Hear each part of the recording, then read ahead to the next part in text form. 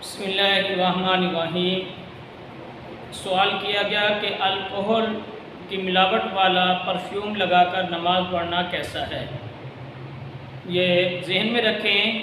کہ الکحل جو پرفیوم کے اندر شامل ہوتا ہے اس کو لگا کے نماز پڑھنا، اس کے اندر ویسے تو علماء کا اختلاف ہے، لیکن اکثر علماء نے اس چیز کی آج کے دور کے اندر اجازت دی ہے کہ اس سے نماز پڑھ سکتے ہیں، نماز کے اندر کوئی فرق نہیں آئے گا۔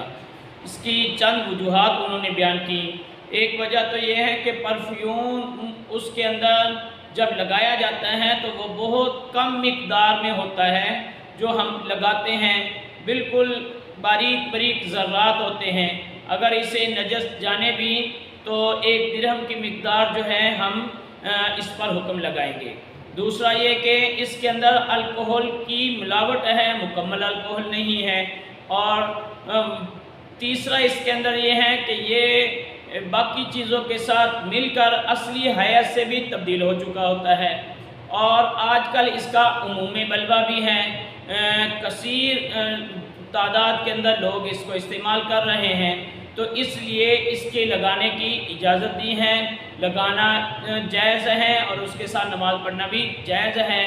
اس سے نماز پر کوئی فرق نہیں آئے گا۔ بعض علماء نے اس پر جو ہے وہ فتویٰ دیا ہے کہ اس کو لگانا جائز نہیں ہے، تو ایسی صورت میں تھوڑا سا احتیاط کر لے تو یہ بہتر ہوگا، ورنہ لگا بھی لیں تو نماز ہو جائے۔